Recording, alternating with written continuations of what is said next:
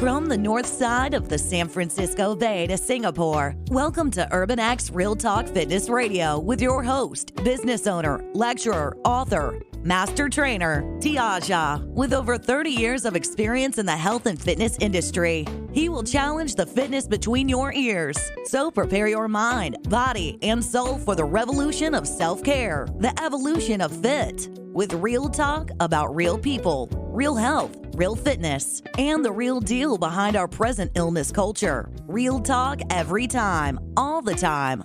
Get weekly insights on how to shift your thinking, emoting, eating, training, hydrating, goal setting, and resting for you, the everyday athlete. You can cheat your fitness, but you can't steal your health flow. It's Tuesday, 9 a.m. Let's flow.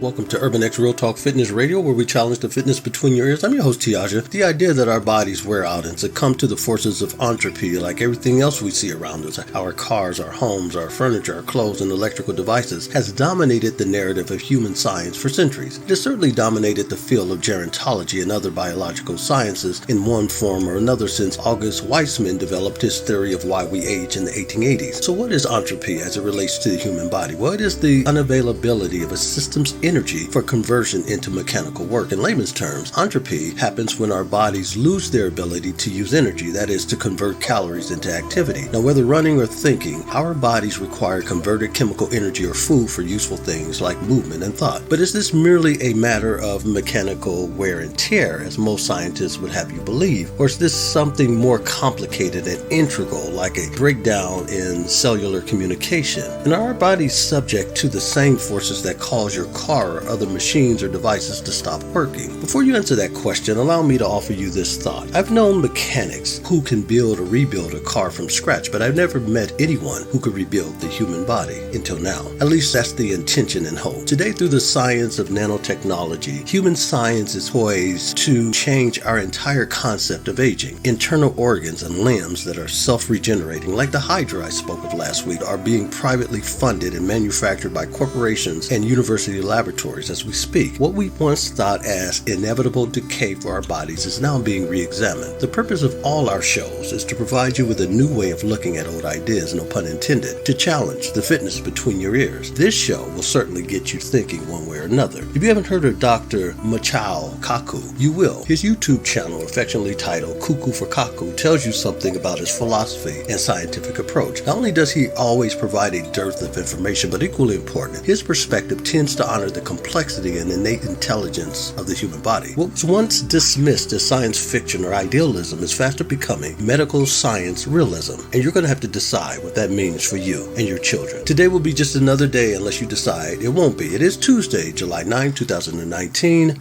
Let's flow. Let's talk about an even bigger revolution, bigger than anything we've talked about. We talked about music.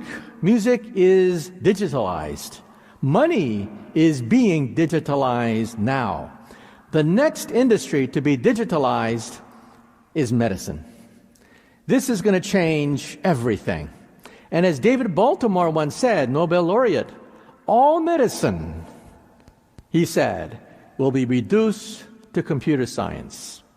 So let's talk about medicine. How small can you make a chip? We can make a chip so small, you could put it inside an aspirin pill with a TV camera and a magnet. You swallow it, and it goes down taking motion pictures of your insides.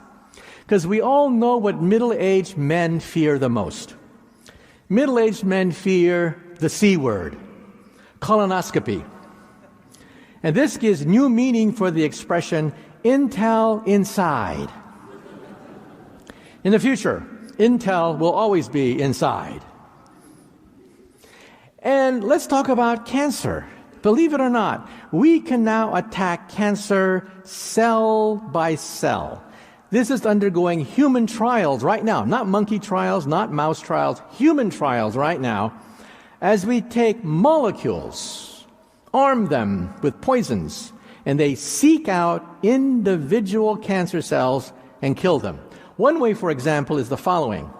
A cancer cell has holes on its walls. The holes are large and irregular. A normal cell has small, round holes. Cancer cells have large, raggedy holes. We can make a molecule halfway between the two, too big to fit in the small hole of a healthy cell, but small enough to fit right into a cancer cell and kill it. That's one of several mechanisms we have of killing cancer cells one by one. And in the next slide, you will see the miracle weapon that will reduce the word tumor and kick it out of the English language. The next device will conquer cancer because of prevention. Watch. It is your toilet. In the future, your toilet will tell you that you eat too much sugar, too much salt in your diet. Isn't the future wonderful? Even your toilet will tell you that you eat too much. But in this toilet, there's a chip. This chip has all the power of Silicon Valley. These chips are so tiny, they capture DNA. That's how small they are. They can capture DNA fragments from cancer cells, identify cancer, and tell you that you will have cancer in 10 years' time. Steve Jobs, the founder of Apple Computer, died of pancreatic cancer. All the doctors say it's aggressive, incurable, unstoppable, kills you in 3 to 4 years. But the genes for pancreatic cancer were sequenced just a few months ago. We found out that that is actually wrong. The cancer which killed the founder of Apple Computer is a slow-growing cancer. 20 years for it to form a tumor which kills you. But only in the last 3 years do you feel it. You don't feel anything for 17 years, but it's growing inside your body. So in some sense, Steve Jobs died too early, because with these DNA chips, we can detect cancer years before it forms. So in the future, your toilet will say, you have cancer. Do something. You have 20 years. And in the future, by the way, we can also make mirrors in your bathroom. Bathroom mirrors with DNA chips. This already exists. You blow in it.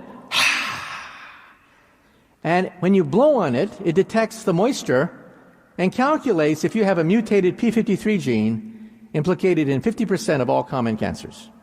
Your bathroom mirror will tell you if you have lung cancer.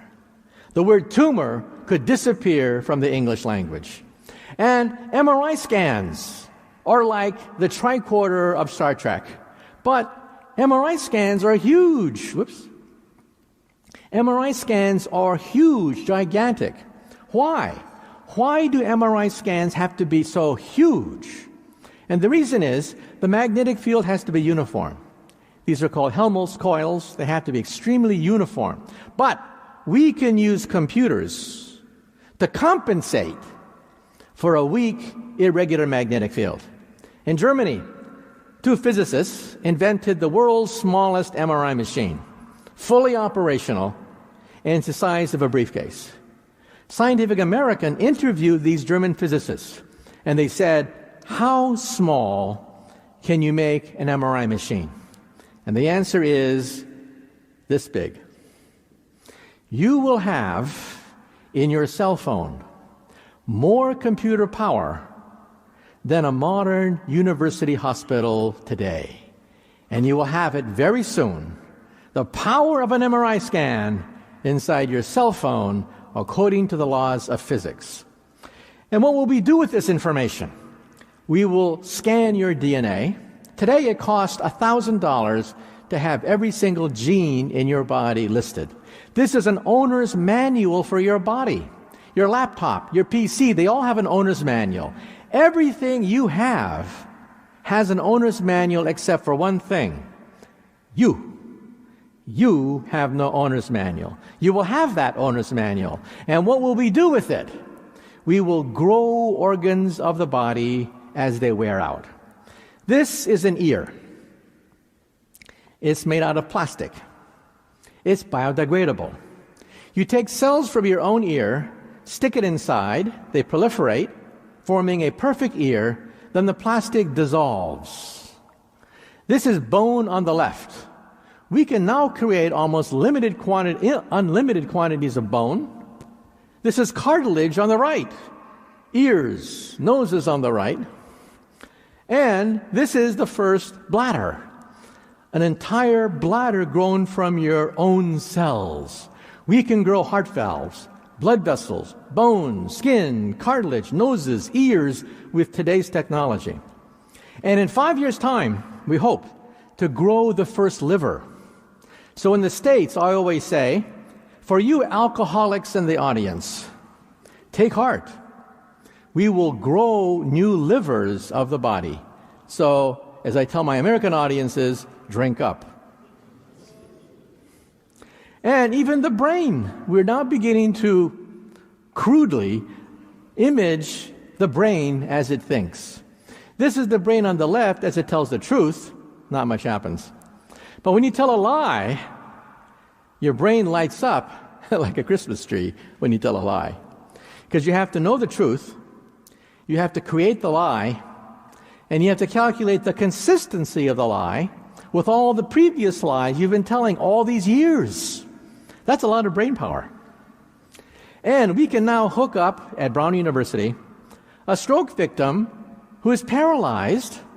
We put a chip right here at the sensory motor cortex, stick it to a computer, and this person who is paralyzed can now play video games, surf the web, write email, answer email, do crossword puzzles, and he is paralyzed. And here's my colleague, Stephen Hawking. He can only blink. That's all he can do. So scientists hooked up a single-channel EEG sensor on his right frame of his glasses. Look at his glasses. There's a single-channel EEG sensor, picks up brain waves, and allows him to communicate with the outside world. And then, of course, the aging process is the big one. Is it possible that we can stop the aging process? Well, at the present time, probably not. But in the future, there's a definite possibility, because we now know what aging is. We didn't even know what aging was a few decades ago. Aging is, in one word, error. Information error. The buildup of error. The accumulated errors in our genes, in cellular debris, all that error makes cells work slower. They get sluggish. That's why skin cells start to sag. That's why muscle loses tone. That's why bone becomes brittle, because error buildup. But we can now accentuate error correction mechanism. The body has its own error correction mechanism. For example, I didn't know this till I interviewed quite a few biologists. Did you know that some animals never die? They simply age forever. I didn't know that. The animals which don't age are alligators, crocodiles, some sea turtles, and the female flounder. They never get old. They just get bigger, but they never age. Now you might say to yourself, that's not true. I mean, everybody knows that alligators, look at the internet, they live to be 70. But you see, that's when the zookeeper died. No one has ever seen an alligator age. They simply get bigger. Now, in the forest, the swamp, they do die. Disease, predators, accidents, starvation, yeah, they die. But in the zoos, they don't die. And take a look at our chimpanzee, our closest evolutionary neighbor. We are 98.5% equivalent to a chimpanzee, but we live twice as long. And we are smarter than a chimpanzee, but only a handful of genes separate us. Now here are my 2 cents, and feel free to keep the change. I find scientific research that pushes the bounds of human capability fascinating. Quick and accessible self-diagnoses and biofeedback only makes sense, and who would reject a non-toxic treatment to cancer or Alzheimer's? But as fascinating as it sounds to grow new limbs or replace malfunctioning brain cells, one has to wonder, will such medical miracles be affordable to all or to just a very select few? And will such technology do more harm than good? One has to also wonder, in such a socially engineered narcissistic culture that we now live in, if semi-affordable, will those people then simply elect to have body parts replaced so that they might achieve some kind of self-aggrandizing perfection, as we are currently witnessing in the surgically cosmetic industry? Let's face it, this type of medical technology won't be available to all. Why? Because income inequality and social status disparities are built into the medical model already. So why would that change? One of my biggest fears, however, is that seeking perfection and longevity would simply become another obsession and could potentially create another layer of discrimination and prejudice. That is, one more reason to discriminate by insurers or to feel superior to people who can't afford to pay and play. Look, I'm all for assisting the body to do what comes naturally for it to do, and that is survive. But I'm not a fan of longevity for longevity's sake. In my mind, the quality of one's life is tantamount, if not superior, to any additional years one might live. After all, what good is having a perfect body and long life in a polluted, imperfect world? Dear friends, I wish above all things that you prosper just as your soul prospers. You've been listening to UrbanEx Real Talk Fitness Radio with your host, Tiaja. Until next week, as always, walk in health and peace.